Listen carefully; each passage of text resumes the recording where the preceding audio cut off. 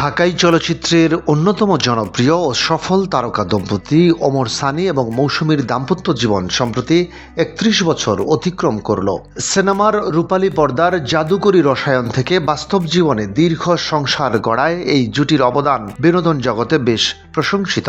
শুভ এই বিবাহ বার্ষিকী উদযাপনে স্ত্রীকে নিয়ে সামাজিক যোগাযোগ মাধ্যমে এক আবেগঘন বার্তা পাঠিয়েছেন ওমর সানি। শুভাকাঙ্ক্ষী ও অনুরাগীদের উদ্দেশ্যে সামাজিক পাতায় পোস্ট করা একটি ছবিতে ওমর সানি নিজেদের ভালোবাসার সুদৃঢ় বন্ধনের গভীরতা প্রকাশ করেন।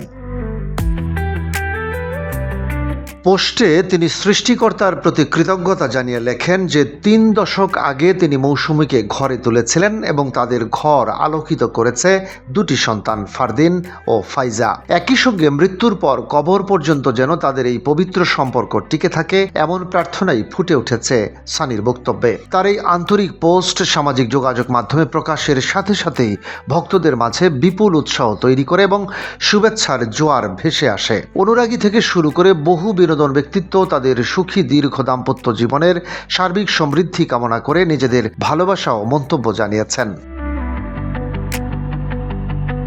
৯০-এর দশকের শুরুর দিকে এক নির্মাতার বাসায় সাধারণ একটি আলোচনার মাধ্যমে ওমর সানি ও মৌসুমীর প্রথম পরিচয় ঘটেছিল। পরবর্তীতে ১৯৯৩ সালে দোলা চলচ্চিত্রে প্রথমবারের মতো একসাথে অভিনয় করার সুযোগ পান বাংলা সিনেমার জনপ্রিয় এই জুটি। যৌথ কাজের অভিজ্ঞতা ও দীর্ঘ পরিচয়ের মধ্য দিয়ে তাদের মধ্যকার সুসম্পর্ক ধীরে ধীরে এক গভীর ভালোবাসার বন্ধনে রূপ নেয়। অবশেষে ১৯৯৫ সালের ২ আগস্ট বর্ণিল আয়োজনের মাধ্যমে দাম্পত্য জীবনের নতুন অধ্যায় শুরু করেন ওমর সানি ও মৌসুমী।